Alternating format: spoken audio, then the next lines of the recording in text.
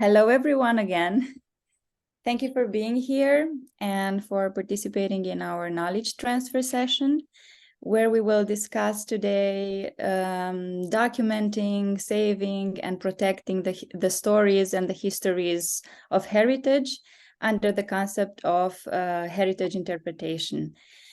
This is our third session in the series of learning and talking about space and community revitalization, place-based ecosystems of action. We already had 2 previous iterations on different topics. And I think I will ask my colleagues Anna and Marina to also maybe leave the YouTube channel link in the chat box so you can access them afterwards. Our first session addressed the idea of starting out in revitalization endeavors, and our second event focused on mining regions revitalization. And I think some of you have already participated and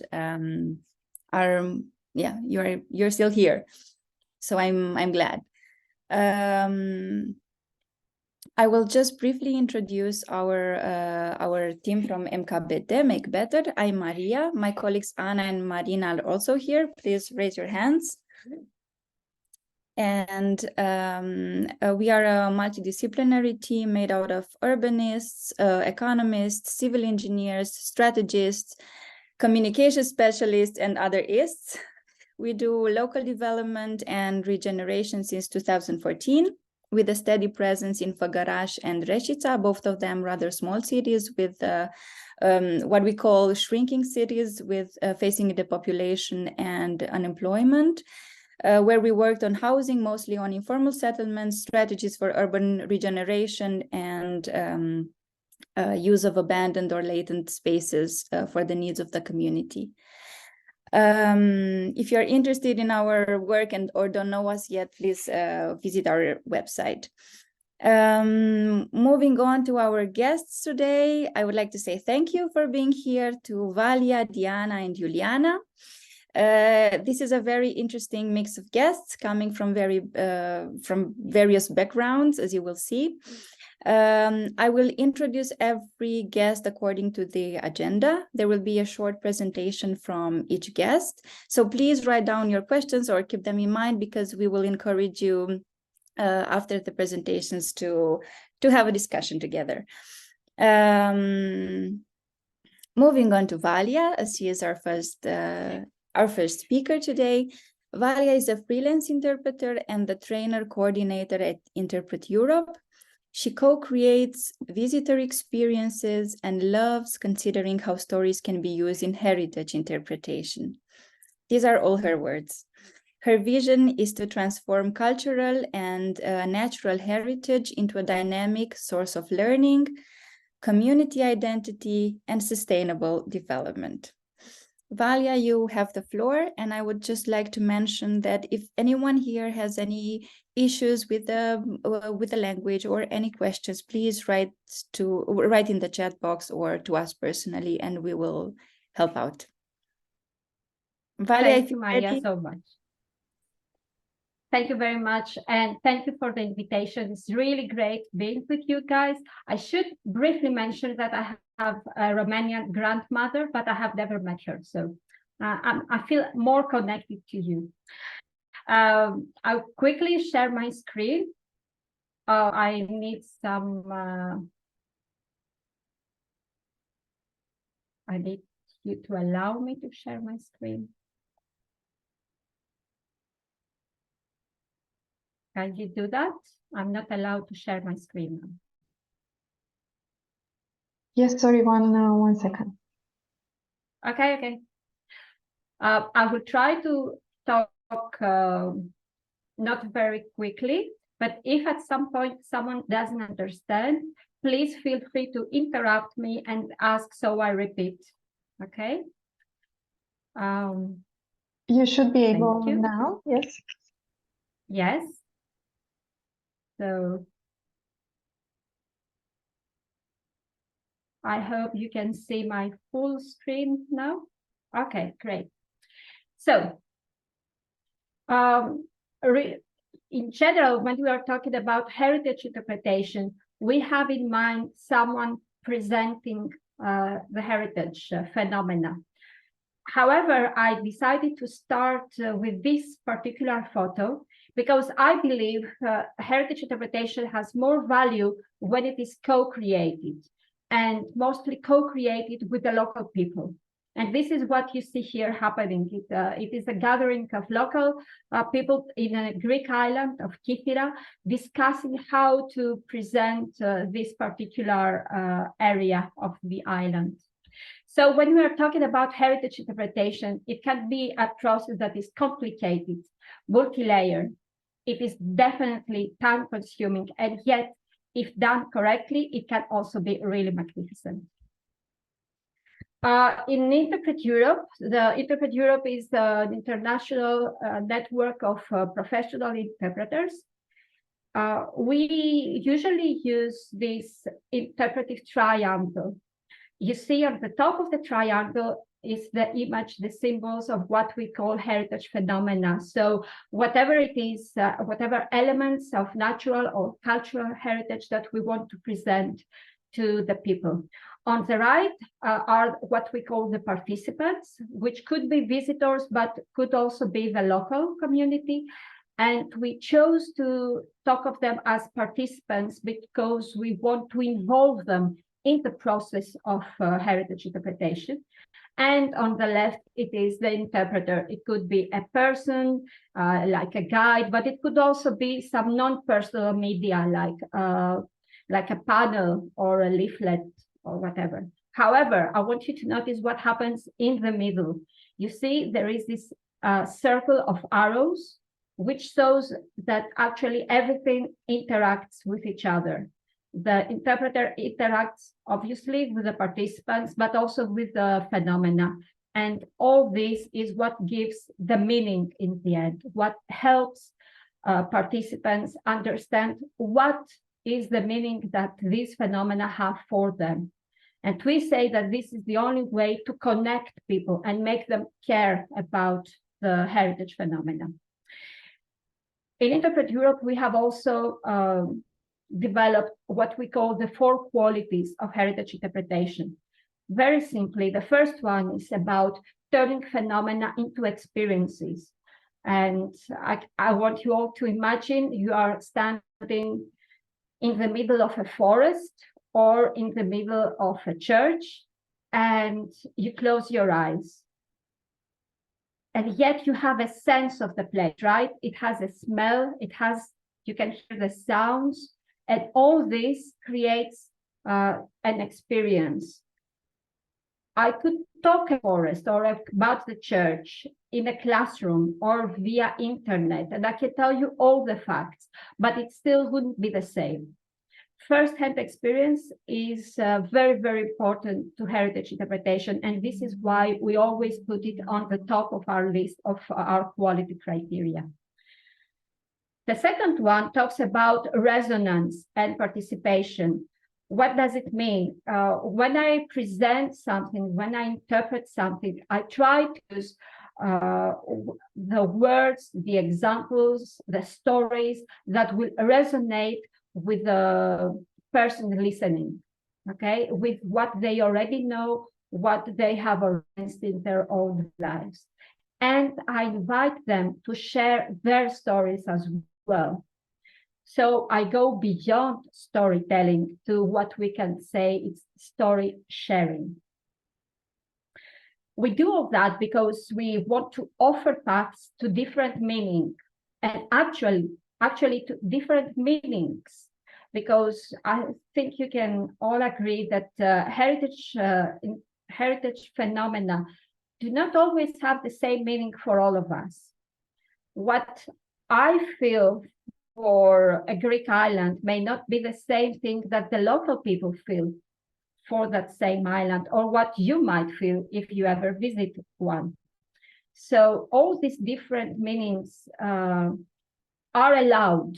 It's not that the interpreter wishes to enforce the value they believe the heritage has, but rather to open a door and invite participants towards paths that could lead them to their own meanings. Finally, hopefully, through heritage interpretation, people will become stewards for the heritage. And again, the key word here is for all heritage, not just the heritage that we present on this particular site, but they feel, for example, as part of nature, one link among many other links of heritage, natural heritage, or cultural heritage. Very briefly, I will present here what we call the planning framework. So if I start from scratch and I want to develop a heritage interpretation for a site, what should we do? You see on the left hand here, we have again the 4 qualities that I just mentioned. And then here with the orange color, we have the process. So the first thing we do is to review the heritage. What is it that we have already? Then in some cases, on some sites, maybe some interpretive services already exist. So we review what is already there. And then we start the development phase. We develop new interpretive services, and very important, we also develop resilience for interpretation for the future, so that it is something that will last for a long, long time. You see that each box contains one question, and it is through these questions that an interpretive plan could move forward into the completion of the plan. So, for example, we can start with what heritage phenomena can be experienced and how on site, to move to how do interpretive services existing ones support the heritage experience, and then what first-hand experience will we develop for the new plan? And finally, how will the planned experiences be sustained in the long term? So for every quality, we go through these stages. We're talking about research, right? Research of what is already there. And do you think that research is ever enough? Can we ever reach a point that you say, yes, that's it now. I have collected all my facts, all my stories. I know everything. Well, at some point, we must accept that we cannot, and we don't need to research everything, right? But there is a big but it takes courage and experience to detect what we don't need to know. And if we reach that point, then we have reached what we can call as optimal ignorance. We are aware that there is a part of everything that we still don't know, but we are mature and confident and experienced to accept that. I talked about co-creation. Okay, so to co-create heritage interpretation with the local people. Why? Why to do that? Well,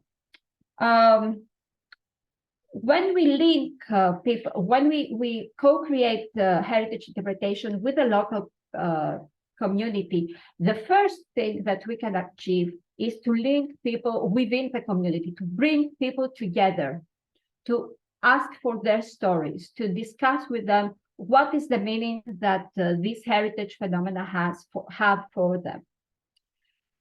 If we move forward and we co-create heritage interpretation with them, then we can reach a point when they feel more aware of the heritage that it happened to be near their houses or near their community, even get some sense of pride of that.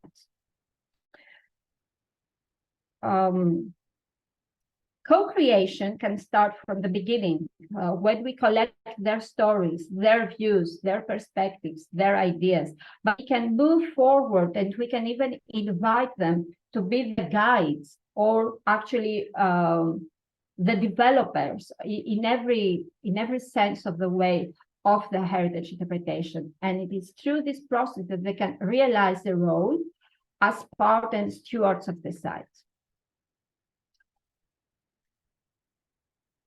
It may sound a bit simplistic when I say that let's do everything together. So yes, the truth is that at some point, it would be best if we could offer some interpretive training to the locals, okay? Some capacity building on how to prepare interpretation. How to do that? Okay, we saw why we should do it, but how?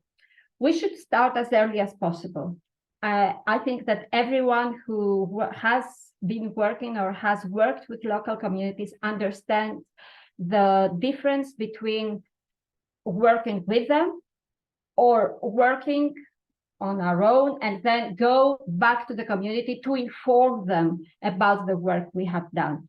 So the second is not really co-creation, okay? Co-creation means that we start as early as possible in the process with the locals. As I said, it has to do with to collect all the facts, stories, and meanings that phenomena have. We need to think that this takes time and money, so we need to have this in our plans before. And it lasts throughout the process that I showed you before, so throughout the research and the development process, and it could go even beyond that. What does it mean to go beyond? It means that they are the guides, they are the interpreters, okay? I also talked about evaluation. Evaluation is a very important part of interpretation. It should be foreseen in our interpretive plan, and usually it has 3 stages. So the front end is when we have accumulated the initial ideas, the initial stories of what we want to say, what to include in our heritage interpretation, and we evaluate them. We ask people, what do they think about these stories? Then we have a second phase when we are almost ready to produce, for example, a panel or to deliver a guided tour, and we test them. So, for example, we create a mock panel and we put it where we plan to put the formal one, and we test how people react to that. This formative phase may sound sometimes like a luxury, but experience shows that it has saved a lot of money, because before producing the final product, you see what works or what should be improved or what should be deleted altogether. So it's quite important. And then the third stage, the summative, is what happens after heritage interpretation has been implemented. And it's a long-term process. We keep checking what we have prepared to see in the future what we should readjust.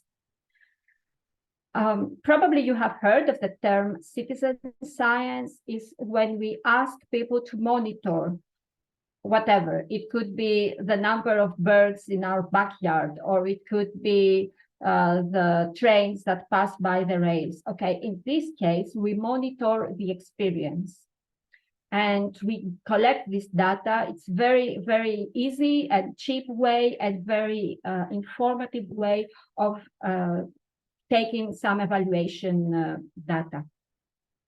And of course, apart from citizen science, apart from asking the locals to give us their views, there are many different evaluation methods on how to do evaluation. I also talked about resilience. So resilience is very important in heritage interpretation. I'm not sure, I will talk from Greece. I don't know what happens in Romania. But so many funds have been spent and are still being spent for interpretation that lasts just a couple of years. So you see, it's like throwing money away, really, because of the panels that were not built in a correct way, or the paths that no one walked, etc., etc. So it is good to, when we talk about heritage interpretation, to also consider the part of resilience. So that means that we develop experiences that stand in time, that we make sure that the stakeholders who were involved during the initial phase will continue to be involved in the future. We foresee some ideas on how to achieve that. We develop heritage interpretation and stories that will still provoke meaning making in the future. And we use continuous evaluation, monitoring evaluation, and we readjust whatever needs to be readjusted. So I would like to ask you, after this brief presentation, what do you think are the characteristics, the competencies that the ideal interpreter would need? If you could answer in the chat, please.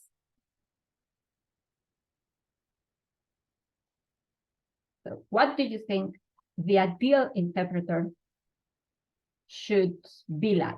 Couple of words, whatever comes to your mind is fine. Assertive, inclusive. Yes, good project skills.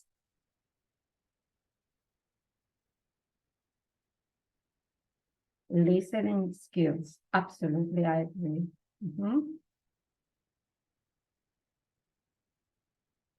Extremely curious, yes, and inquiring. Marina, I also agree with that.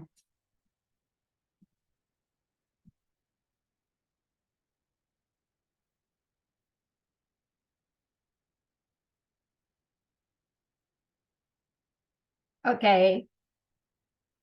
I will keep this chat box here, but let me share what I thought when preparing this presentation. Courageous, yes, you need courage as well to deal with all the stakeholders and the fund givers. Yes. So let me show you.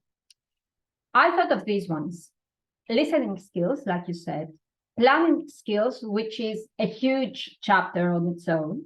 You need flexibility because all this process really is not a linear one. You can start and then maybe you should go back and rethink and readjust what your initial decisions were, etc., etc. Inner curiosity, which you also mentioned, yes. Empathy. It's very important to try and be able to get into the shoes of the participants. Okay, I always say for myself that this is what I do best, because I'm not a biologist, I'm not an ornithologist, I'm not an archaeologist, etc., etc. So I can easily get into the shoes of the visitor who arrives there and doesn't really know all the data, all the information. So empathy is very important. Facilitation skills, okay? You already know that when you work with different people, you need to be a good facilitator. Plus, remember I told you, in interpretation nowadays, we no longer just present something in an entertaining way. It's not just about good communication, though communication is also important. It's about provoking participation. Making the questions that will engage your participants into a live discussion, that they feel free to open up and share their stories, their values, their views. Okay, I see we have one more. Yes, to feel the connection with the heritage and to be patient. Yes, done. Exactly. So, you can find this very useful, I would say it's like a small book as a PDF on the Interpret Europe's website. It is called Fostering Communities Through Heritage Interpretation, and actually has a number of good examples from the West Balkan region. One of the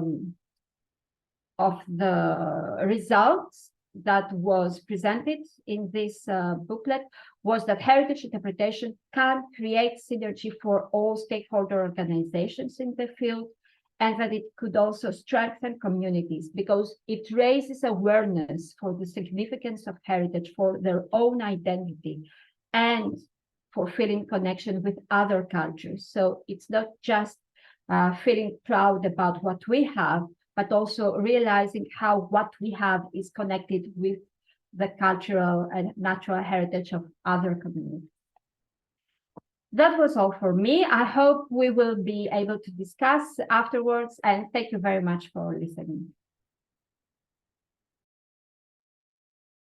Thank you very much, Valia. You're right on time. I'm very impressed.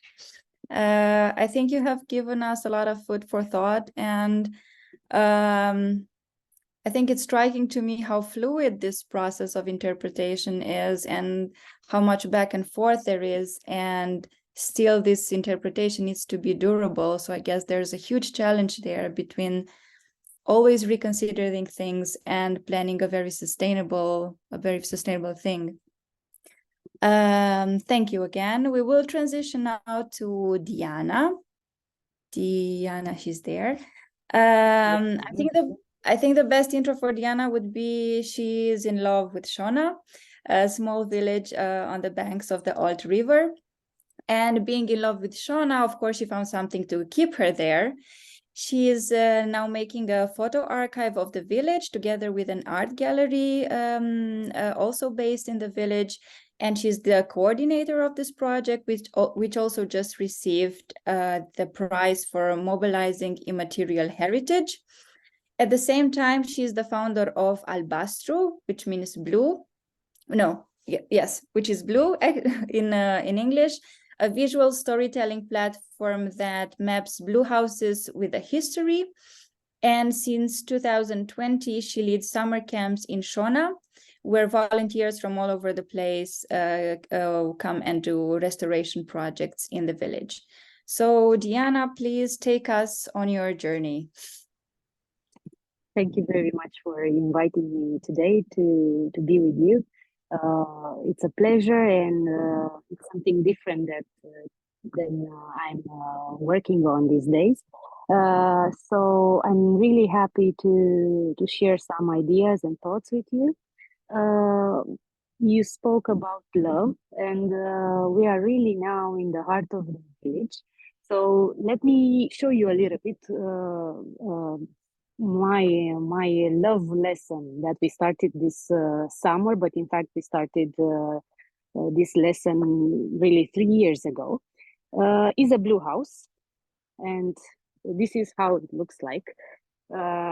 This blue house is right in the middle of the city, next to the church.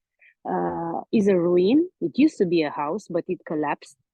And we, as volunteers working and embracing monuments, we thought that this house deserves more attention, and we can really embrace this place in the village. And one idea was to repair it somehow and to keep it alive. And how we started dismantling the stones that were really affected, the structure that was affected, and then really started to heal the house somehow. As you can see here, we wanted to keep the old plaster and all the layers that the house had. Here it was a huge hole that volunteers managed to repair it this summer. We also wanted to rebuild some structural parts that were really in danger. So what to do here was the question. Why to keep a ruin, only a facade? Because it's only, like a photograph of the house. This facade is like an image of what used to be a house, but now the life is a different one for this place. And we thought that we should use this facade and this place as an open air theater and garden for the people from the village and for the others that want to visit our site. Why I'm showing you this tree is because we believe this is a metaphor of the ruin.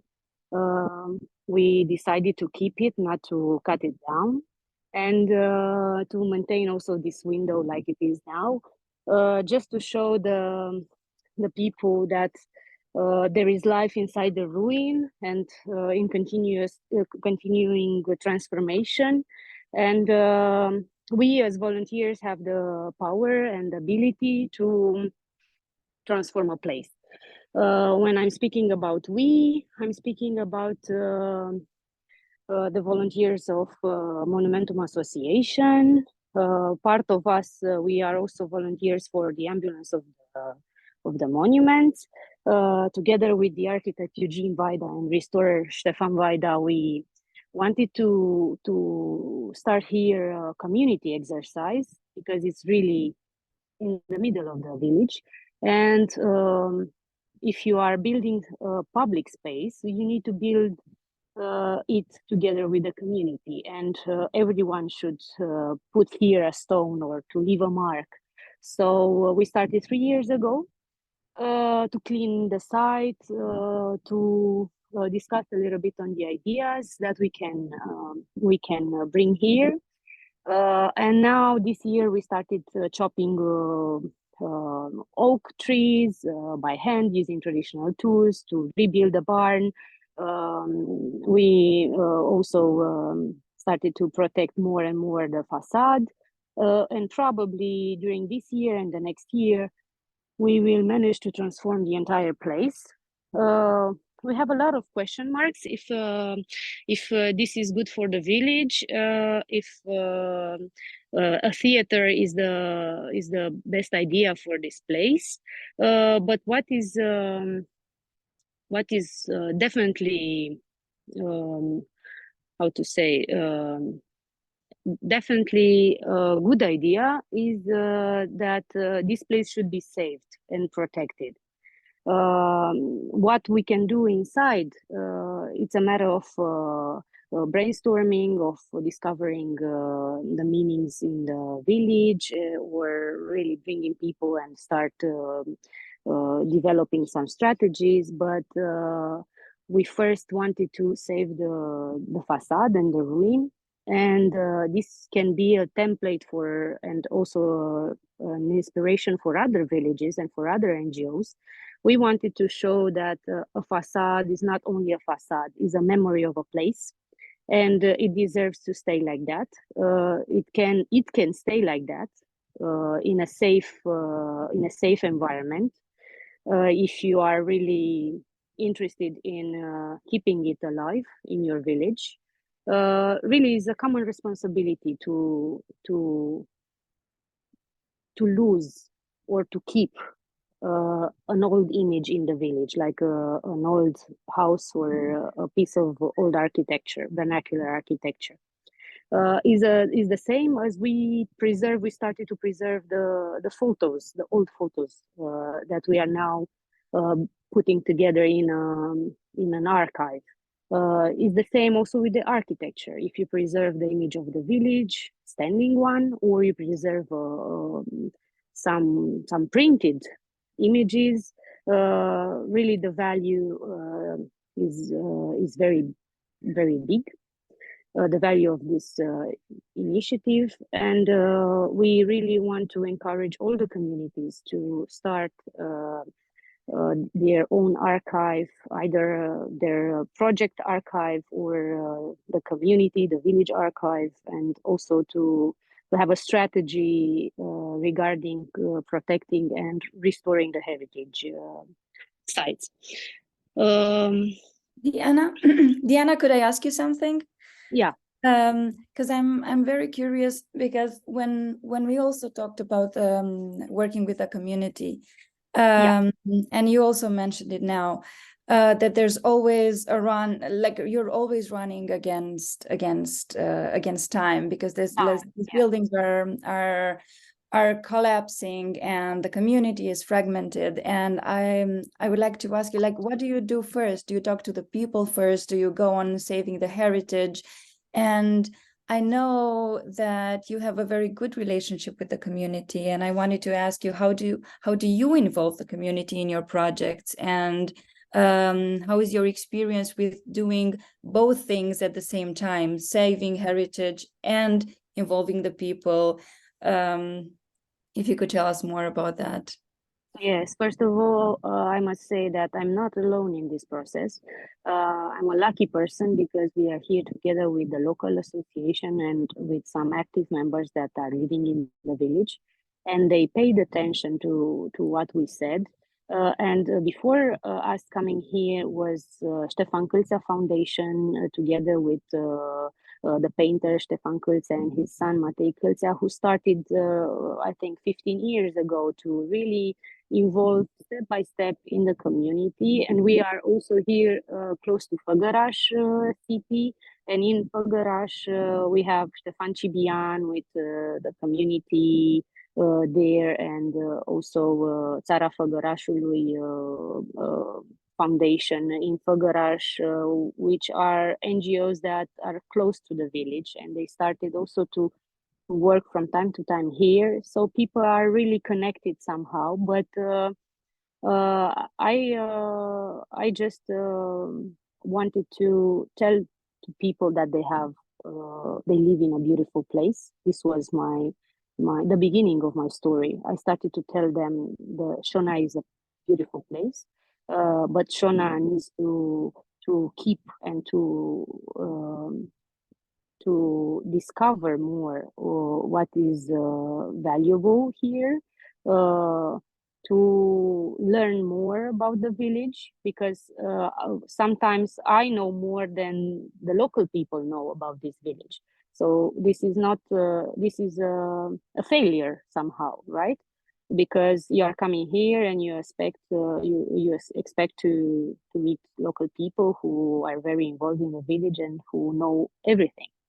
But then you find your own place here, and you understand that there is a lot to discover and a lot of people to connect.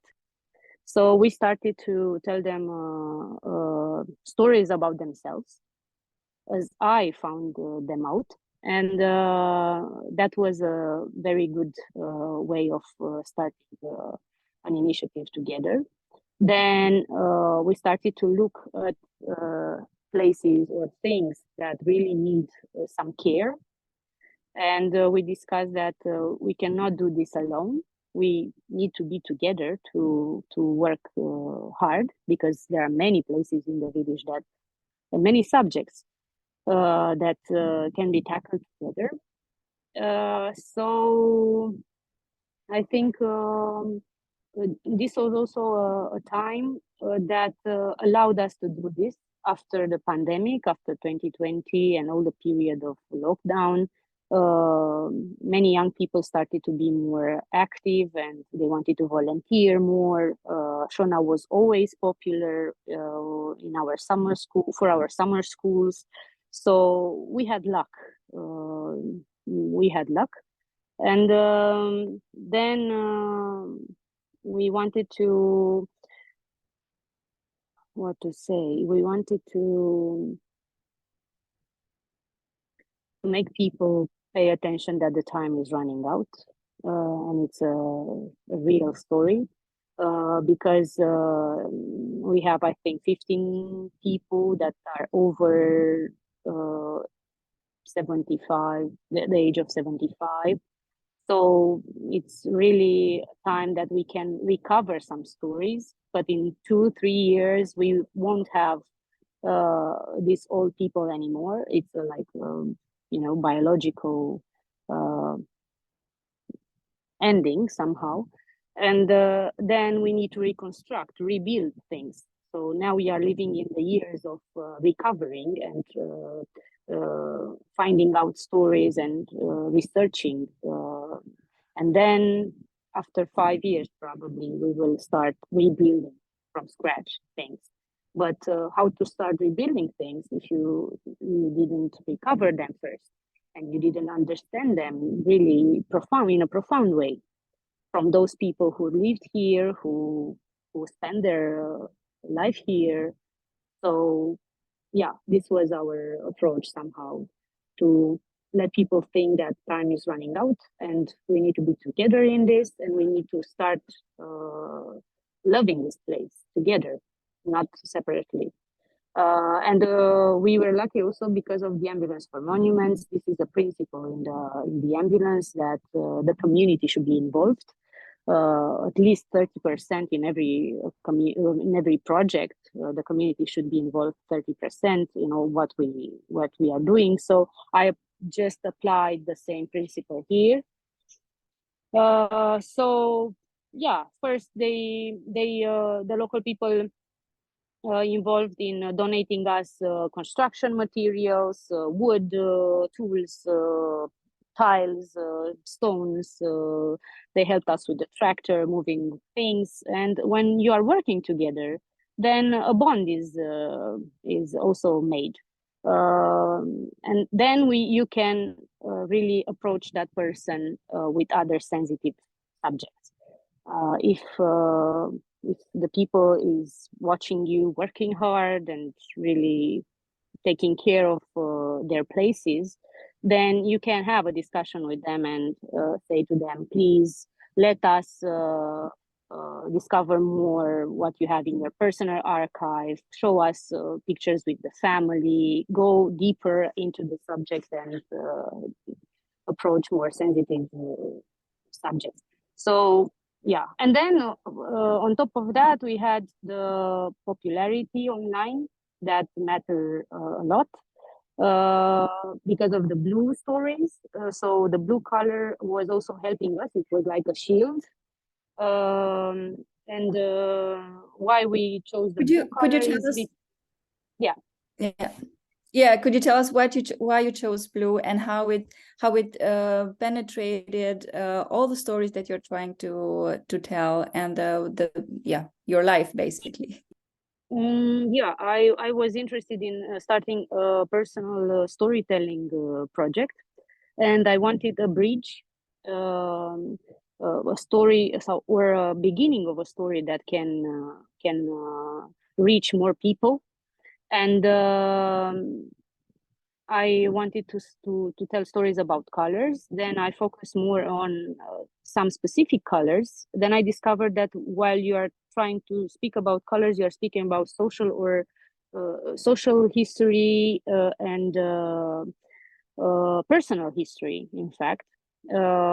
So then I noticed that there is a widespread color in our country, also in the Saxon villages, in the Romanian villages, Hungarian villages, all around the regions in Romania. The reason of this spread sometimes is different, and the perspectives are a little bit different. But I decided that this is a common language somehow. If we are talking about blue, we are trying to learn and to speak a new language together. Is the blue language somehow. So blue means what? Means that you are paying attention to old valuable things. You want to protect them, you want to discover, and you want to embrace as a volunteer some places. You are trying to be flexible and to understand and to connect these old places with new technologies and with new ways of taking care of cultural projects. And blue is also part of developing yourself. While you are building, being a volunteer in a ruin like this, you are also building your system of values, your beliefs. You are also discovering some skills that you have. You are dreaming a lot.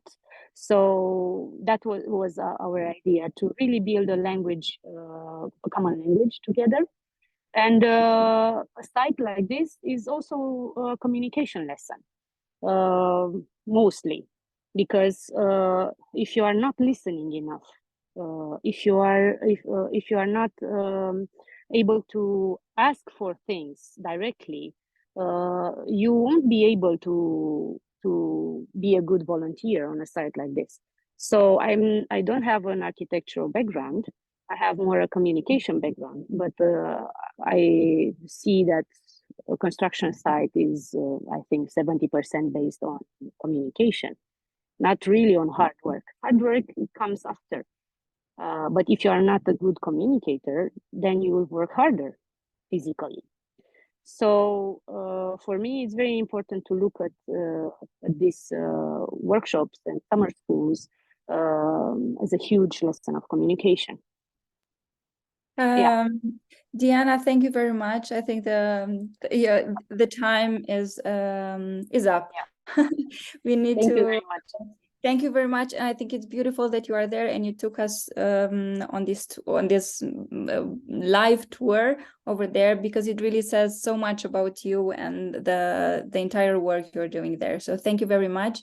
We will have the Q&A after Juliana's session, so we will talk more about Jonah. Thanks a lot. Perfect. Thank you very much. Juliana, hi. Hello. I will Hello. briefly present you. Hi. I will briefly present Juliana as well. She is a socio-anthropologist and works in culture. She is interested in human communities, symbolic geographies of space, and their representation through and in art. Since 2021, she has been a museographer for the National Museum of the Romanian Peasant. She has two beautiful collaborations with Scena Nouă, a Romanian platform, which I invite you to read. One is a visual tour through Vama Veche and Doi Mai, and I think most of us know these places from our youth and even from now. And another story where she takes the readers through her growing up by the seaside, which is very beautiful. So I encourage you to read them. You will find them in the links in our Eventbrite event. So Juliana, you have the floor. Hi. You will hear children in the but this is life. First of all, thank you for having me. It's nice to be in Shona without being in Shona. I mean, I really can you hear me? Yes.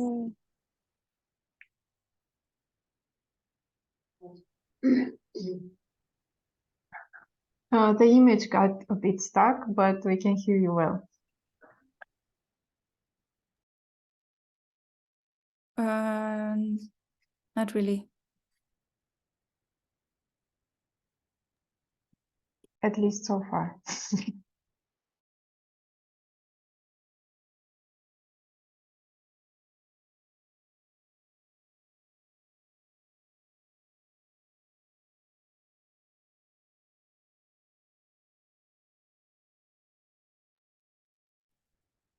I think she signed out, right?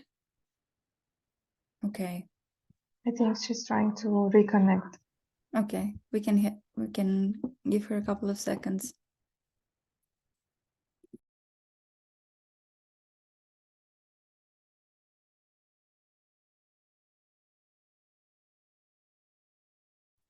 Hello again. I had a small problem. I don't know. Can you hear me? Okay. Yes. So thank you for having me. It's crazy here. We have tourists, we have friends, we have children. So I'm really happy that I'm home, you know, for this session, that I'm really here in my parents' backyard. And first of all, for the people who doesn't know about Doi Mai and Vama Veche, I was born and raised here in Doi Mai, living in Bucharest for almost 15 years now. Doi Mai and Vama Veche are two small villages at the Black Sea coast. On the Black Sea coast, they had a special trajectory in the communist time. They were visited by and preferred by Bohemians, you know, like writers, painters, actors, architects. Also, they have like a really nice architect community here. People prefer these places because from my research, I think they had this idea that they left the country because being a frontier area, you know, being at the border with Bulgaria, you had to show your ID, you have to pass through this army, and I think they enter this special place where they feel like they escape their everyday life, and now they are in a different place. And starting from this, I did a research, 10 years of research. Valia, I really appreciated, and I really wrote here on my on a paper that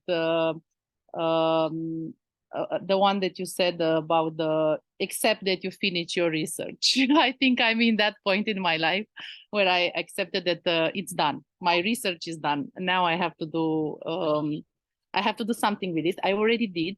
I did an exhibition in 2020 at the National Peasant Museum, where I found about these amazing painters and writers and artists that they created here in these places. They painted the cliffs. They I don't know, wrote some stories about the hostess. They represented the space. So I grew up with this idea that these places are amazing, and they are. But I wanted to see for myself how they are amazing, why people are telling this story about us, about the insiders. And first of all, when I started the research, only the outsiders did research in these places. So it was important for me to tell my own story in my own words about my family, about the people from the village. So the exhibition offered space for both the outsiders, for the tourists, and also for the insiders, for the people that live, I don't know, on my street, that I know them all my life, that they have these amazing yards, that they receive people in it, that they have, you know, I took furniture from the yards to the museum. I took tables, chairs that my mother painted. I took things that they are making, you know, like sewing and everything else. So it was this special blend between the local community and the outside community, the tourist one. They also have this, with the tourists, we also have this amazing relationship that sometimes, I'm speaking from my own family now. That sometimes we are becoming relatives, you know, like we are baptizing children, we are participating to weddings, to different ceremonies. And so we are together, and it's hard to be different. So I told about, I wrote a lot about this holiday identity. And I think this holiday identity, it's here also for the tourists, but also for the locals. So we have this, you know, I have people now in my mother's house. I have to, you know, live with them as they watch me, and as I watch them. So this identity builds us in a way, you know, like living this space together for the summertime, because when the summer ends, it's a different story. And starting from that story, when everybody leaves, I think this is where the point where I wanted to see what's happening with their lives when they are not here. So that's why I went to Bucharest and, you know, be involved in their life, because most of them, they are like part of the cultural world. So part of my research is based on the artistic representation, narrative and visual, and I will show you some immediately some photos. And what's happening now in Doi Mai is that the people from the city hall also became interested in the cultural scene. So the mayor came and visited the exhibition, and he said that, why I'm not doing this in Doi Mai? And I said, where? And they rebuilt the cultural house from the village. So from 2 years ago, I started to make exhibition here, bringing the paintings that I presented in Bucharest, bringing them here. So it's like a little thing that I do here at the beginning of the summer, a small exhibition. And I'm really happy that they are curious and they want to know, and people from the village are coming and they are seeing and they are visiting, you know, they're like calling each other out, come and see. And This year was a very nice exhibition because it was more about Doimai than Vama Veche, the one from a year before. It was more about Vama Veche. And they are looking in the paintings, you know, they are seeing, this is your house. Look, this is from my street. This is, and it's really nice for them to how I wrote here, to tell our own story. That people from the village needs to tell their own story. Okay. I want to show you some pictures. But first, share the screen.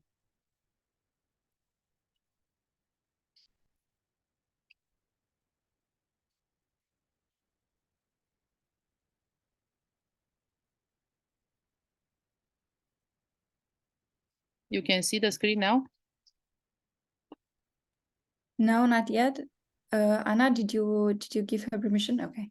I think she gave me permission, but I don't know how to do it. You have the green button there that says share screen. Yeah. Okay. And then it should work.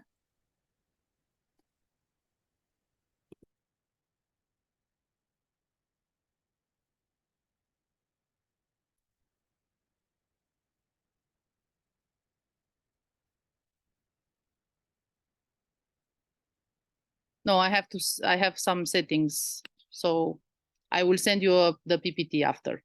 I'm sorry. I don't know how to, and I don't want to just walk around like here and not knowing what to do. So why don't you will paste it? Can you paste it in the chat and we can? Exactly. Sure. You can open it. Sure, I can do that.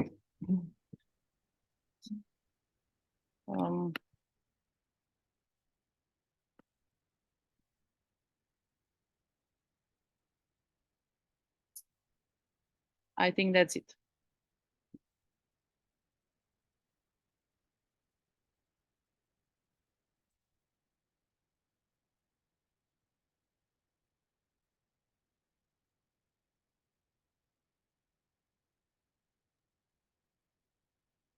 Did you send it in the chat box? Yeah. Did you meet it? Did you? Yes. Anna, do you want to try or? Okay.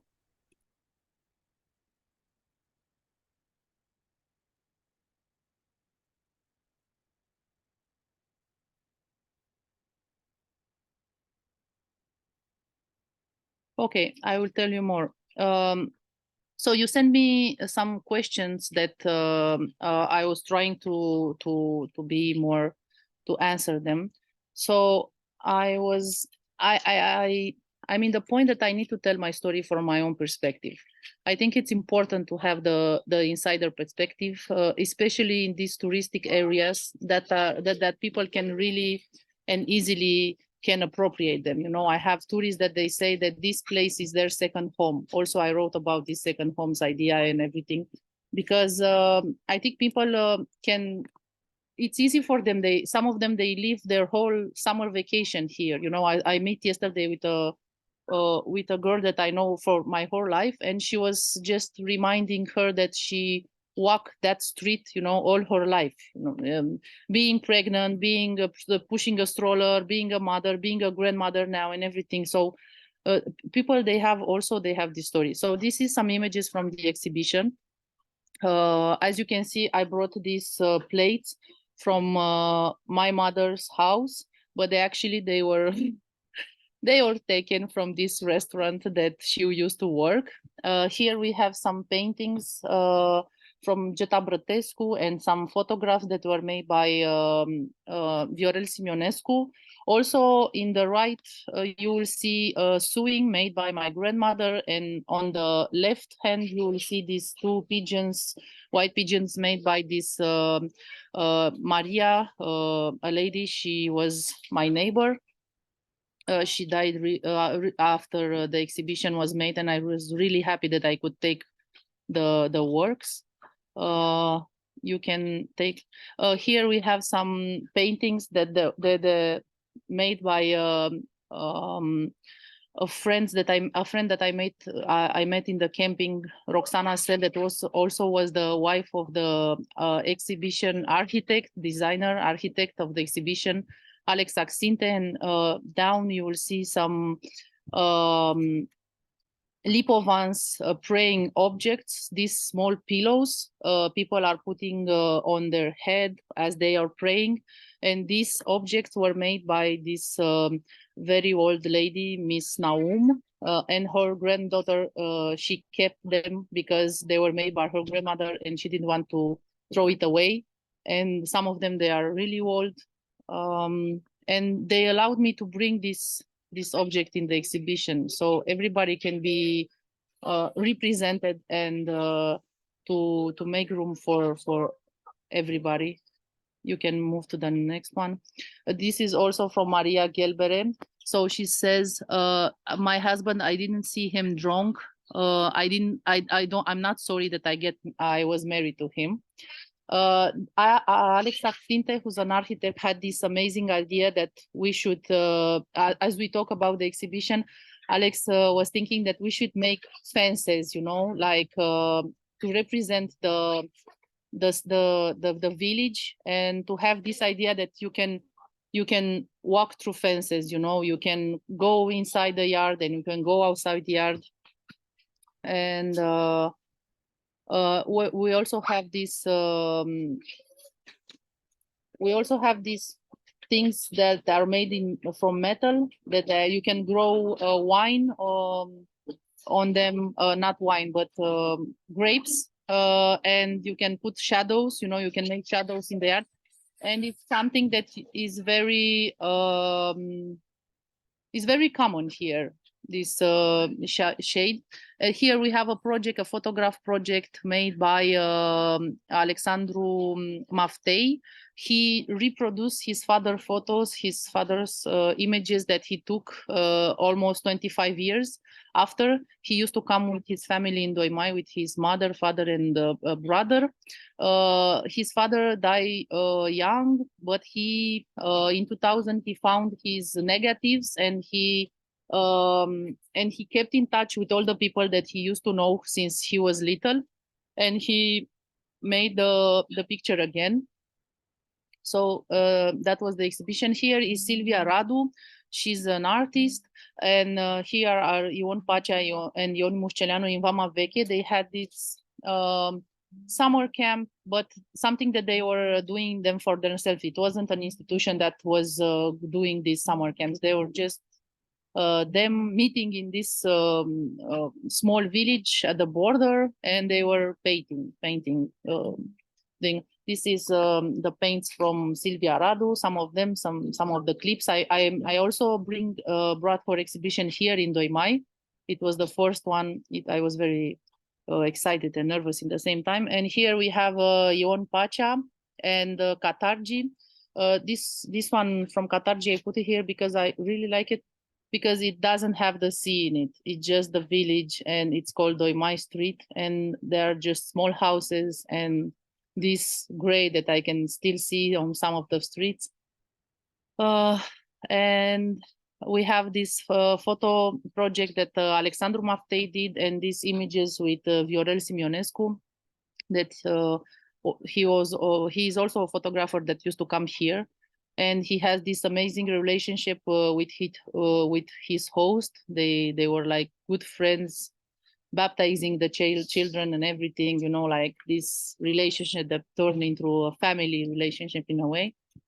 And I think that the way I did my research is very autoethnographic, and it's very important for me to tell about my childhood and my life here. So I give you my father. This was our beach restaurant that I started to work here when I was. My father says that I was 8, but I don't remember it like that. I think I was going there to just have ice cream and pizza, but I started to work around 12, and I was making coffee and selling ice cream.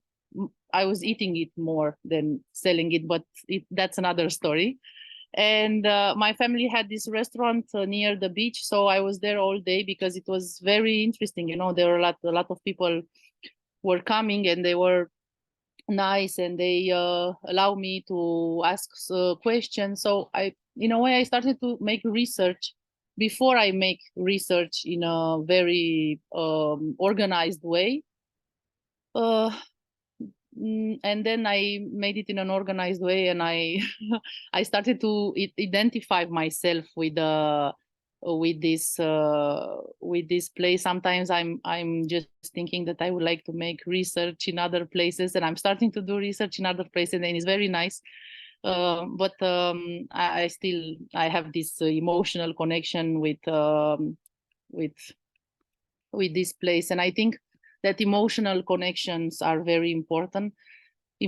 And also I wanted to say to everybody that is here to make something that it's for them, first of all, to use this energy that they have to fulfill a need that they have, to fulfill a curiosity that they have. I don't know, something that it's first of them for them, and then it will go and grow for the community also, and for people around them and everything. But I think it's important to start from you and to know you when you go in different communities. And I think that I'm done. Thank you very much, Juliana. I think this was a wonderful way to end the presentation, to find something that is dear to you and do something with it for yourself. Thank you very much to all our guests. I'm really impressed by all the different perspectives, and in the end, by all these different layers of belonging to a place. Because Valia is a heritage interpreter who has projects in different communities, not exactly belonging to any of the communities. Diana is in Shona, but is not actually from Shona. Juliana is from Doimai and is telling the story of Doimai and herself. And I think these various ways of belonging are very interesting. And I think what is also important to us as a community, as this latent emergent community, is, can we look at a place if we don't belong to it necessarily, if we're not there necessarily? Because Juliana, you talk about this emotional connection, and you can have this connection without necessarily being there. So as I declare the Q&A session open, I would like to also throw a question in this event and ask how important it is to be there. Can you be a foreigner? Can you be an outsider and still tell a good story, still be genuine and authentic? Thank you very much again.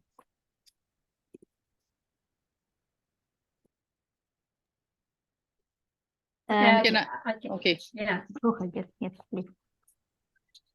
It's a very interesting question, and I have been troubling with this for years, to be honest. Because I have lived in a small village for more than 12 years of my life. So I left Athens when I was 25, and up till my 30s, I lived in this national park and felt that I was becoming a member of that community as well. But it's always a question that troubles me. I think that the locals can trust you if it depends on the way you behave. Okay, if you start acting as an expert, knowing things and telling them what the facts are, I wouldn't trust someone who would enter my community and act like that. So I completely understand if they don't if they don't trust me. And one of the things that I have learned as a heritage interpreter is how to listen and not trying to tell, but rather use my antennas and my ears and my eyes to absorb all the information, spoken or non-spoken, and try to use them for the interpretation. So it's really collecting everything but for them to share with you, they have to trust you. Diana already said that it was through her behavior and through her constant activity in that community that people start trusting her. So yes, you need to build this trust with the locals so that you are part of their community. Not as an equal, you are never really an equal, right? You play a different role, but I feel a lot of times that I am the link between the experts, the community of experts, and the locals. So I try to bring everyone on the same table and create the conditions that will help everyone collaborate, something like that.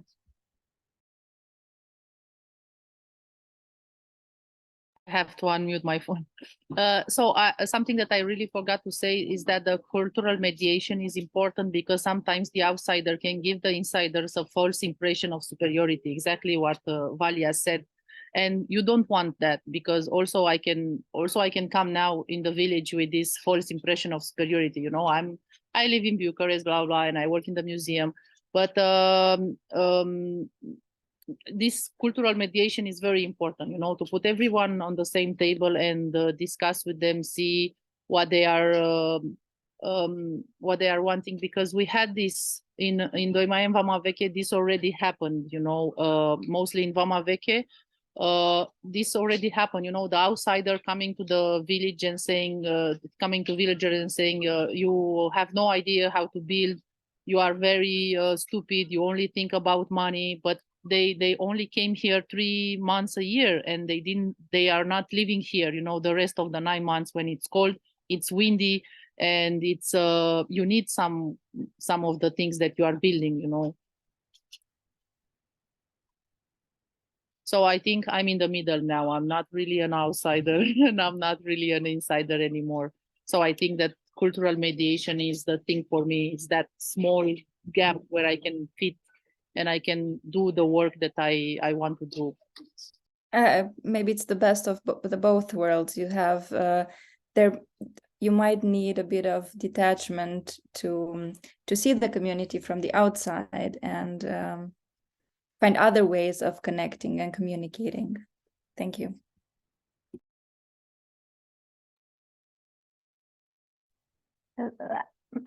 I'll be very happy to kind of open the discussion to everyone who's around this screen, who's sharing the screen with us. And those of you who haven't written anything about you in the chat, please do so, as we won't necessarily have the time to do like a roundtable introduction.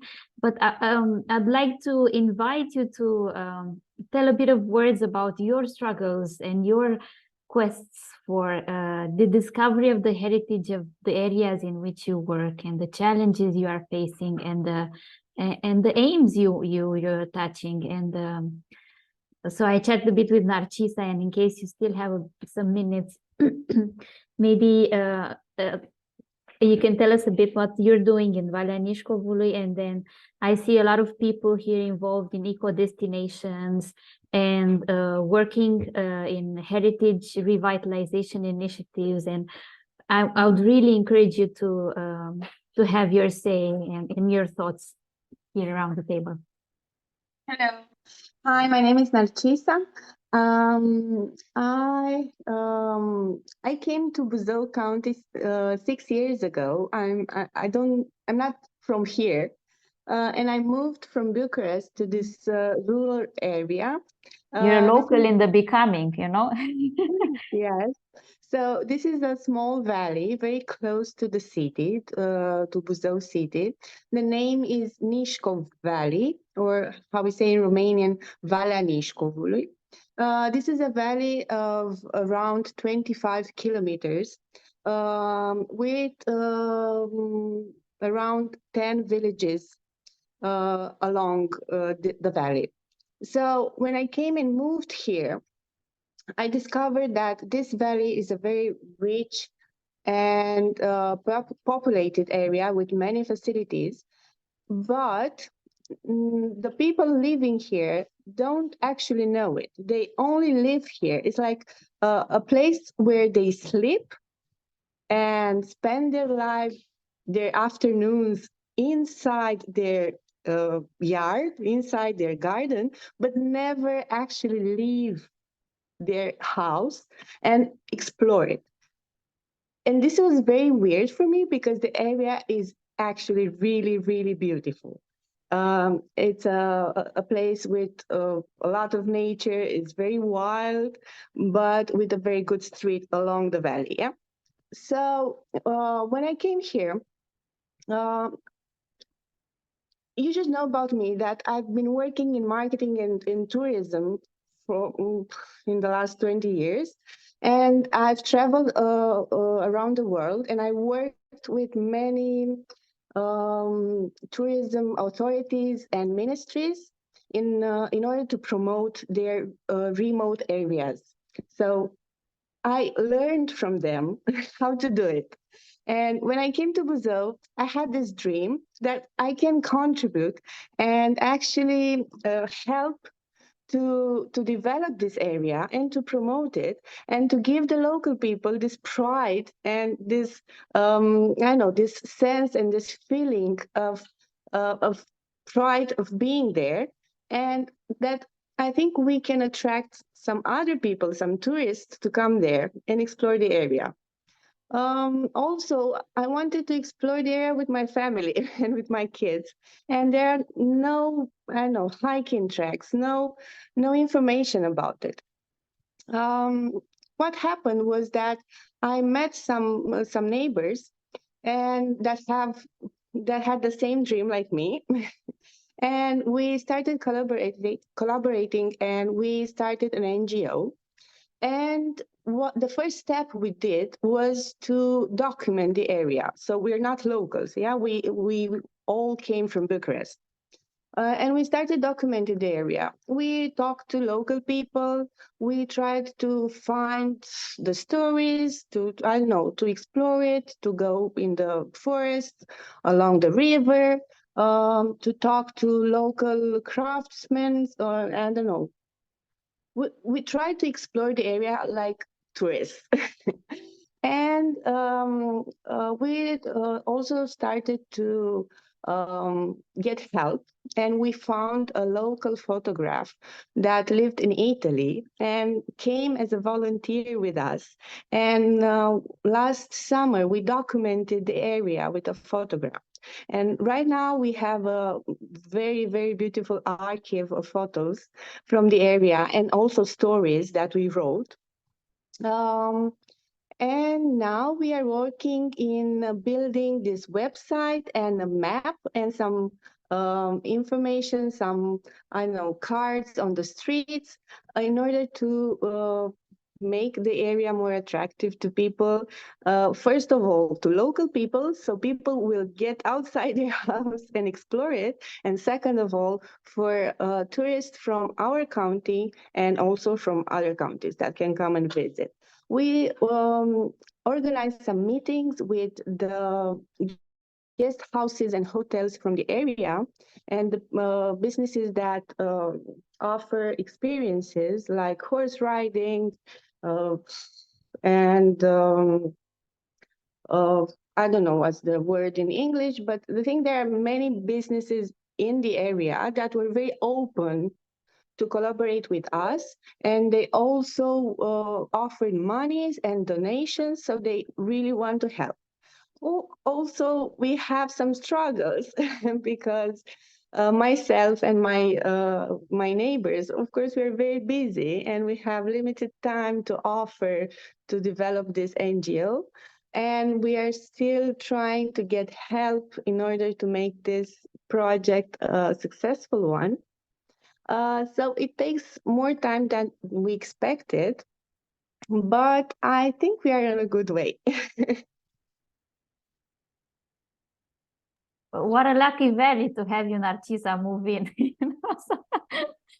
Yes. So there's a number of, so there's a variety of profiles around the table, and I'm smiling because I know all of you or most of you.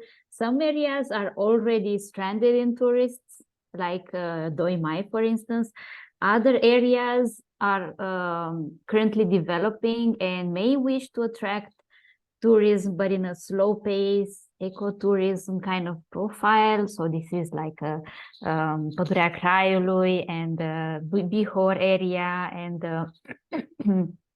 also Shona, and other areas are just now discovering that they have something beautiful, you know, and they can benefit of that, first of all, of locals, and they may also attract visitors. Why not on the longer term? And I wonder what's the how do you feel this as a difference in challenges? Like you, for instance, Juliana, your endeavor to research there, it's not necessarily about attracting new tourists. I mean, you already have a lot of tourists. There may be too many tourists. So I wonder how do you feel your process of research and interpretation helps or contributes or shapes this visitor economy that's there, or you have any aspiration to influence it in a way, as compared to maybe Narcisa and those of you that are working in ecotourism and have maybe a conflicting aims of developing tourism, but not too much. So what's the implication for your processes of heritage discovery and interpretation? For me, it's now offering to the local community. I'm in that point where I want to focus more on the local community. I wrote a project that it's only based on the things that happen when the tourists are not in the village. I think it's important for people to know their home place, as Narcisa was telling everyone earlier, that my mother didn't went to the seaside like for 10 years. She's only in her yard, you know, in the summer with the tourists. She sees the sea more in the winter time that she sees in the summer when she can enjoy it, but she doesn't. My father only puts his feet in the water so for him to clean them, you know, like it's a very necessary thing for him to have nice smooth feet. But no, he's not going for a swim anymore. He's all day at the beach working there, but not having the time to enjoy. My brother was telling me that this is the second summer when he didn't take a bath with his daughter. So I think it's important for me now because I was so attracted to the outsiders when I grew up. I was so amazed about their qualities, about their everything, that sometimes I forgot about the people from the village. And I think I want to, and I wrote this project that it's called "We're all in the same pot," because it's a multi-ethnic community here. So we are all in the same pot, meaning as we are all in the same place. And I want to make like a photography workshop with children for them to discover the places, because when I was a child I knew all the village, and outside the village all the, I don't know, we have these meeting places where we can go, and I want for them to experience that, to go and discover the little tomb that we have at the beginning of the village, the one that we have between Doimai and Vama Veche, this, you know, going on the hills, or we don't have hills, but going outside the village that we know and know it, and going in Limanu, because we have this commune that it's with 4 villages, going in Hagien, that it's a village that it's mostly lived by Tatars. And I want to focus on the local community. I think I'm ready now to give back what I received from this place. So yeah, I think people, they should go out from this from their yards and go out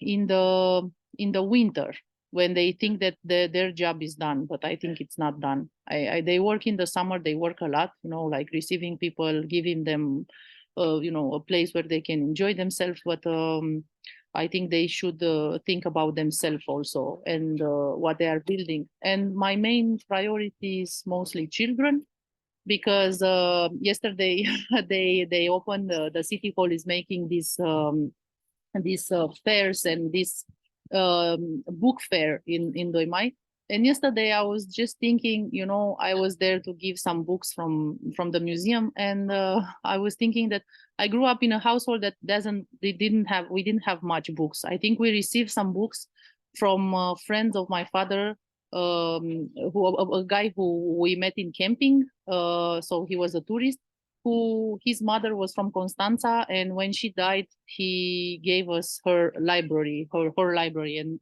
that's when I had the most books of my life, you know, and I started to read a lot because we have this small library from the school, and I think it's amazing that these things are happening here, and I think that culture is the thing that Doimai and Vama Vechi needs, but a culture that involves the locals, not come and show them, look how we can do things and everything, but involves them, you know, ask them to join and to be part. So this is more of a heritage interpretation for fostering stewardship, as I remember from Valia's presentation. But I'd be curious to hear your thoughts, Valia, on how does heritage interpretation can balance this tension between no tourism versus too many tourists. And Yes. this is really a fine line, and it's a difficult strategy to think of and to implement for those of you who are working in ecotourism. Yes, it's again a very valid question, and the more we proceed on time, the more crucial such questions become. In fact, heritage interpretation cannot coexist with mass tourism, because when we are talking about quality heritage interpretation, we are talking about small numbers. When we want people to become participants, that means that they need the space. So the low number group that can't communicate, that can actually participate. When we talk about first-hand experience, that means that I am there and I can actually enjoy the first-hand experience. So I haven't overcome the carrying capacity of the place. And through heritage interpretation, we learn not to be consumers anymore as tourists, not to consume the place that we are visiting, but rather to be mindful towards the heritage. So we become stewards, and we connect. Juliana, what she says is very much about connecting with the place, right? So we find why this place is meaningful to us, and thus we start respecting it. We don't just go there. So all this process cannot really happen when we are in Mykonos Island with thousands more people, or exceeding any carrying capacity, any level of carrying capacity that an island can offer, or a village or a valley. Okay, Narkisa, what you said before, obviously, when you have a valley, which is a very protected area on its own, the landscape on its own means that you have to have low numbers of people. Otherwise, the whole experience will be destroyed. So heritage interpretation has to think about that. And another thing that heritage interpretation can offer is the prolongation of the visitation season. Okay. Again, I'm not sure what happens in Romania. Maybe you will understand what I'm saying. But maybe Juliana already said, everything happens during the summer times, right? Whereas with heritage interpretation, we can find ways to invite people and engage people to visit these places outside the high season. And this would be beneficial for the participants because they experience something unique, and also for the locals. Okay, I also just read the message on the chat by Dana. I also think it's very, very important to bring the community back to the community, which is also why we are talking about co-creation. If the locals do not really understand the value of the heritage they have, the meaning that it has for them, it's very difficult for us to go there and prepare something and expect it to work. it has to be with the locals on our side.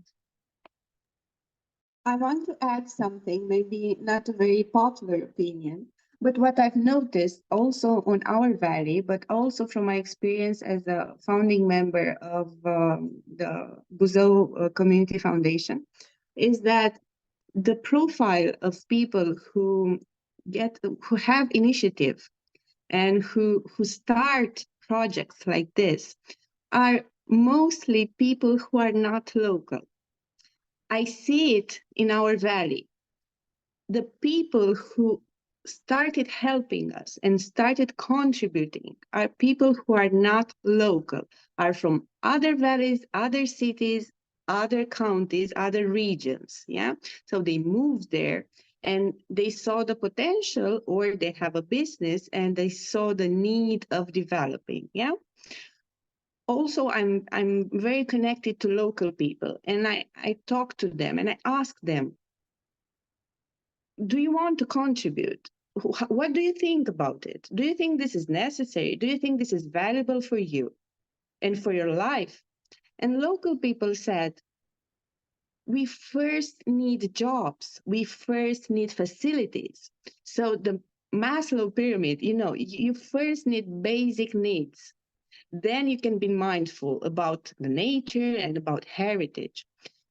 But what I've learned from the Community Foundation experience, that after they see the people involving, the outsiders, and they see the results, and they see that beautiful things can happen, and beautiful things attract beautiful investors, and nice projects, and things that really have a positive impact in their lives, after that, they get involved, So I had a conversation with a lady from my valley who is uneducated, and she asked me, what do you do, Narcisa? What is this? We don't need that. We don't need promoting and hiking tracks and viewing points and websites about our culture. We don't need that. And I told her, I think that if we have people spending money here with experiences and with accommodation and with visiting and with food, I think you will have more jobs here as local people. And then she smiled and she said, oh, so this is important for us. So basic needs for local people are very, very important. They will not contribute at first, but if they see the results, they will get involved after that. Can I just add to that? In many cases, what has happened in Greece, in national parks, etc., is that through some European funded project, they made study visits.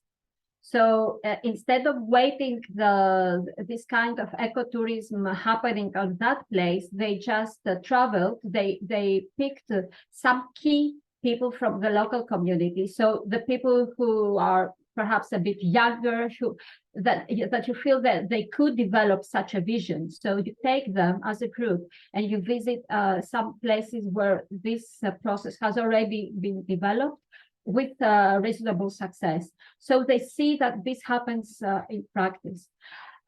This is one case where no tourism exists at all, okay, such like this valley. In other cases where you have some sort of tourism already happening, I have seen some locals practicing heritage interpretation without knowing it. They already have it. It's in their blood. How can I say it? They are, they have the gift of doing it. And I have learned many things from such people, okay, on how to do original heritage interpretation in practice. So you can have both, because every case is unique, and you have to. This is why you have to be flexible to adapt your methods into the existing situation and what needs to happen.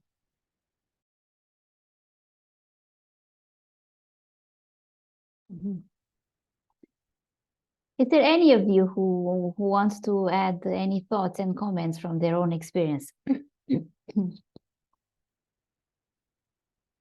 So I see here a lot of other places, Colinele Transilvaniei, Tușnad, Bihor. I want to interrupt you a Diana, little bit, just please. for a second, just to show you how a photo workshop is looking like, because we are currently now running a photo workshop together with Ioana Mordovan for archiving the present time. So we are now at the end of the village, trying to find people and find beautiful places with light to document some part of the village. So yeah, this is what you already said, that you organized in some villages, or it should be great to organize also here. So yeah, I think when the young people are really connected with their places, then the miracle starts to be present here, and they also start to discover their own place, and it's amazing what they can do, because archiving the present is really an important issue. You are just thinking that these days everyone is taking care of current life, or they have phones, mobile phones, and all the activities are covered somehow with images. But it's not like this. In fact, no one is taking care of the pictures that were taken 1 year ago. And no one is collecting them, no one is organizing them somehow in folders. So I think that's why it's very important to have someone involved from the community, a local person, to be able to bring everyone together and to really start archiving all the important initiatives that are taking place in their village, and not to have the same problems that we have now 100 years later. Not having subtitling of photographs, descriptions, not knowing who were the persons in those photos and things like that. So we should work also on putting everything in order during these years, while places are transforming, while NGOs are taking care of some places, and really starting some projects.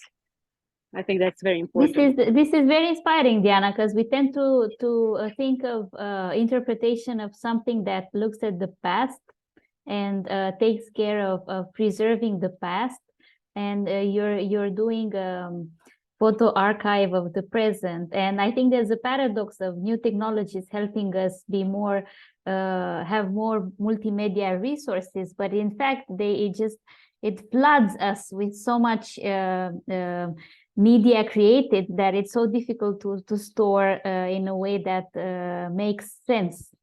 So I mean, this is also something that maybe we can reflect a bit together.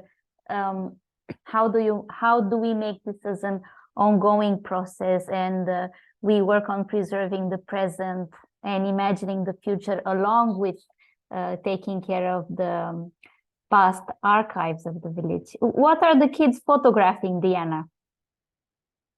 Now they are in the stables area, so really the end of the village. So they are photographing people. The subject is people and family activities.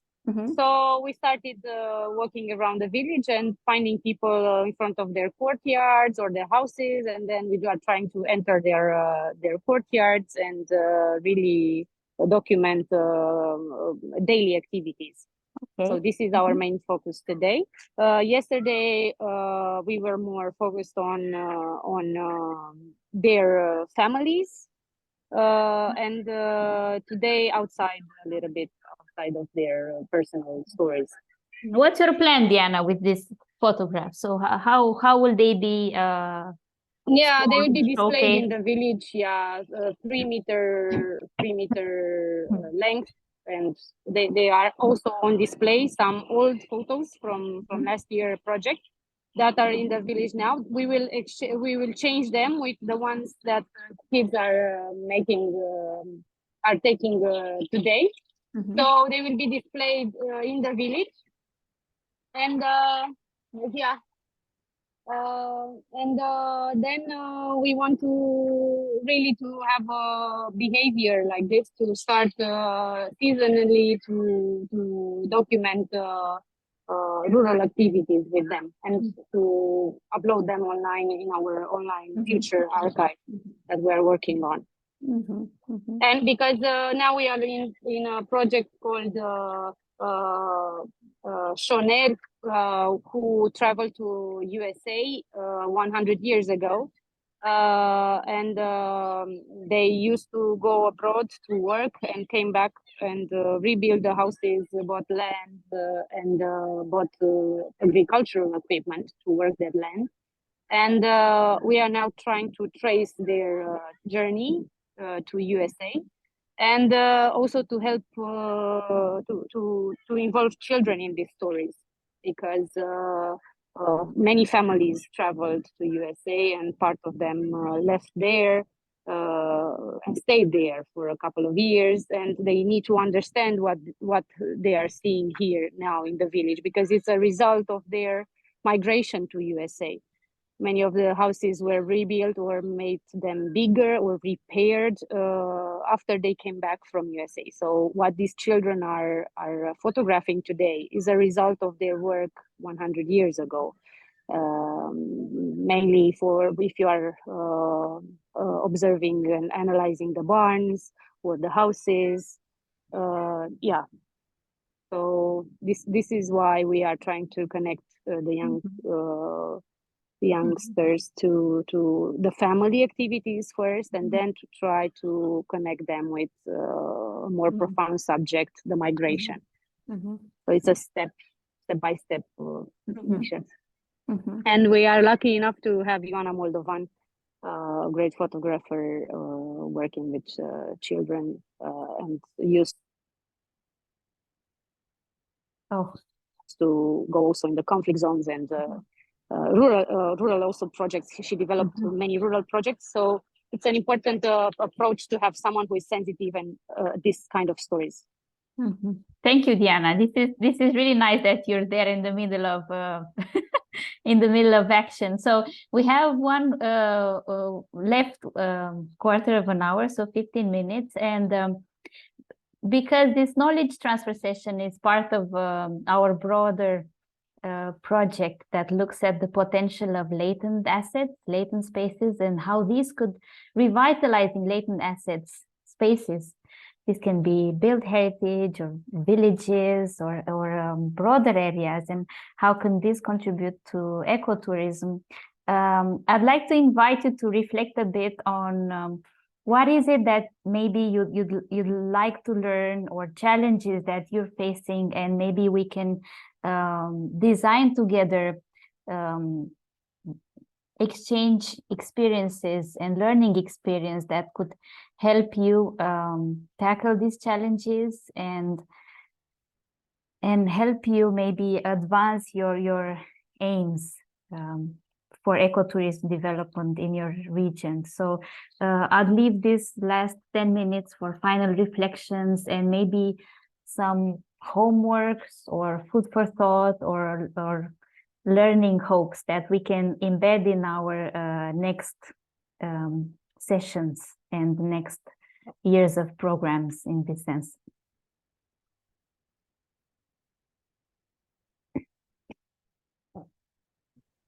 Hi, Marina. Do we have to write it down, or we can? No. Please comment. Yeah. I'm Dana Andre. I'm from Buzău too, friends with Narcisa, and we are in the board of Buzău Community Foundation, the foundation that you, Marina, actually brought us together, and thank you very much for that. And again, I'm from Bucharest too. I'm not local. And my family owns a 400-year historical heritage building in Buzău County. Building that Buzău people don't know about it, which is very sad. because it wasn't publicly coming out in the history books of Buzău region. And going back to your question, actually after this meeting, I realized what I wanted to. And actually I knew that from a long time. Like I said, I want to bring the community back to community, because the community of the village where this building is don't know about this, the importance of the heritage. They don't know about their own community importance. And this is what I want to bring, and I want to learn how to do it. And now through this is the first time I hear about this interpretation strategy. As Valia said, there are people that they already do it without knowing that they do the interpretation. And I found people like that in my community. And I like to know, how can we organize strategically a meeting between the leaders of the community, the institutions, and a person that can show them how important is for them to belong to this community, how important is for them to realize that their village is historically and geographically is so important, and they can have a pride of it, because most of them, they're not proud of being in this village, and they want to migrate, and they want to forget about their psychological even trauma, because it's a popular word now with the trauma. And we have to kind of go back into the community and make them understand for the first time, before we do the tourism and the economical stuff. I think for me is more important to make them understand. I know it's a hard job, but not impossible, to understand about their importance, their value in that village. So I like what Juliana said about her work in Doi Mai, and I kind of relate to her story. And this is my question: how do we do it? How can I do this? Where do I start? I have the ideas. I know what I need to do, but I do not know how to do it. I do not know where to start.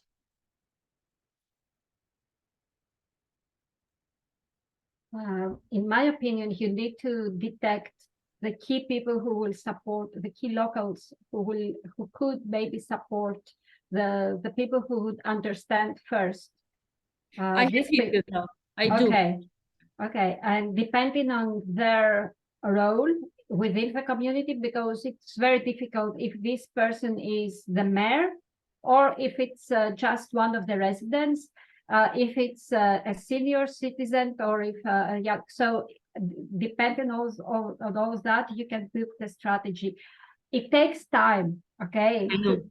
Yes, and all the successful stories that I know can go back like 15 or even 20 years of time. So what Juliana was describing herself, it's a very long process.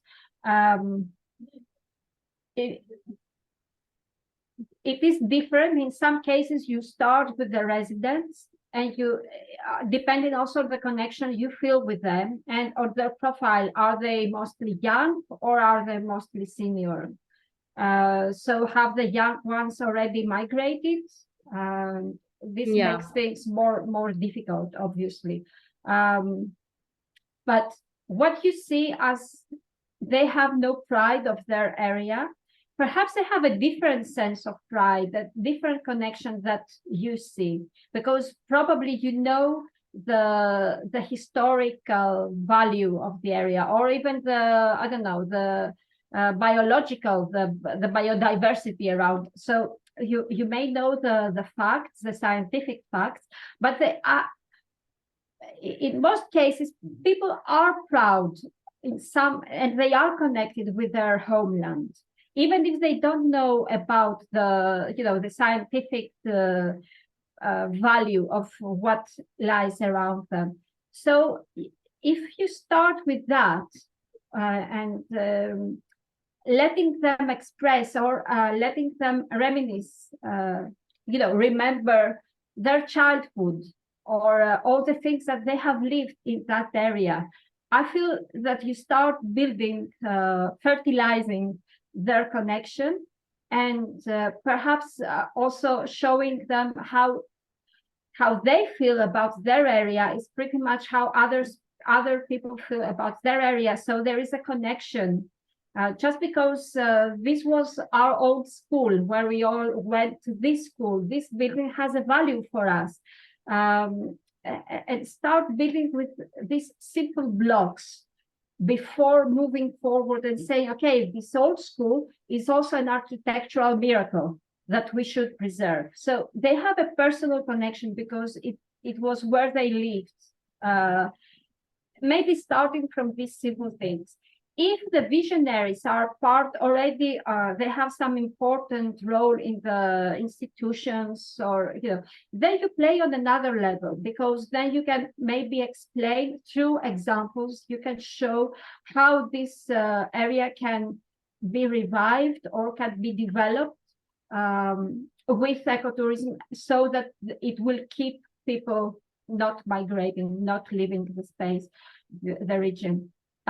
So it all depends on who these people are, but you definitely need to have some players on your side from within the community. Yeah, thank you, Val. Like Francesca said, in our area, the problem is the economical problem, and absolutely, that's all they see. That's all they see. So somehow to find background, or not a background, but a common place where we can get them together, and like you said, say storytellings and reminiscence, and probably just to focus on that for at the first, yes, and then maybe talk about the tourism and other things like that. Yes, but it also depends, because if you have a young person who already has a knack for heritage interpretation, and you could see that this person could be an excellent guide, for example, an interpretive guide of the region. Okay, you can just take him and show him how it's done elsewhere, so that he or she realizes, yes, how this could be, has a kind of financial benefits for real. Things like that. Thank you, Valerie. Thank you. Any other final reflections, thoughts? Insights, learnings? I think people need to see why this place is important for them also, not only for you. You are talking about because it's your family heritage and it's really, really nice. Oh my God, I just saw the pictures now. It's like, wow. I didn't know something existed like this. And I think you have to just talk about it all day, every day, you know, tell everyone. You never know who you meet, and just tell everyone that you have these things. Because for me, it was a period when I was a little bit ashamed of my heritage, because I was in a privileged position. My parents earned money from this camping, you know. So I was a little bit ashamed because, oh, who am I to talk about it, and why us and everything.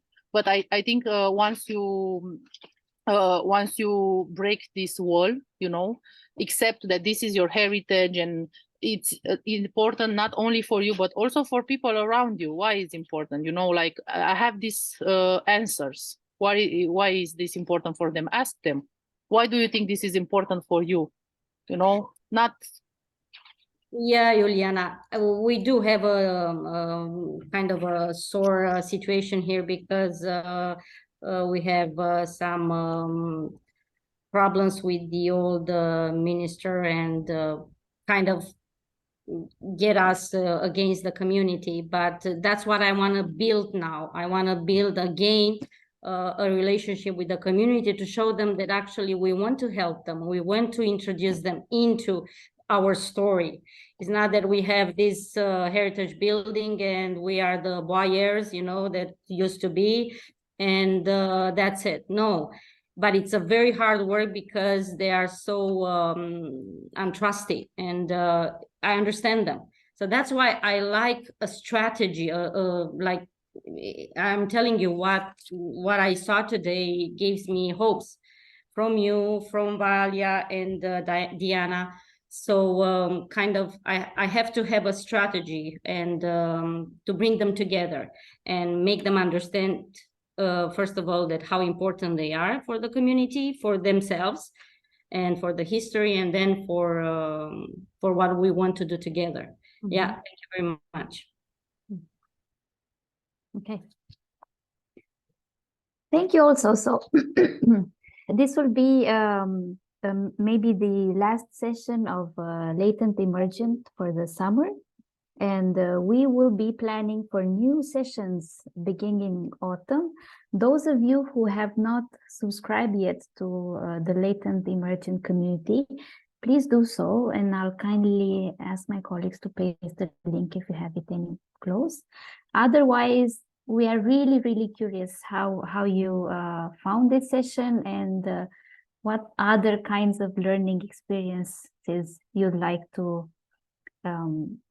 us to build and to embed in the program of this community of practice. So enjoy your holidays and this last summer month, and hopefully see you in the next session. Thank you everyone for spending the morning with us, and those of you who want to also see us meet physically, we'll meet again this Friday in Shona. Diana, hopefully you'll still be there. Unfortunately not. Yes, but Matei is a very good host, so yes, Matei will join us, and I think Juana will also be there, and we'll be there, the full team. So keep in touch, and thank you so much for your presence. Maria, you wanted to say? I just wanted to remind everyone that we meet in Shona this Friday, but you already said something about it. Okay. Thank you, everyone. Thank you. Thank you, everyone, Thank you and thank you for speaking Thank English you. on my favor. Thank you so much for doing that.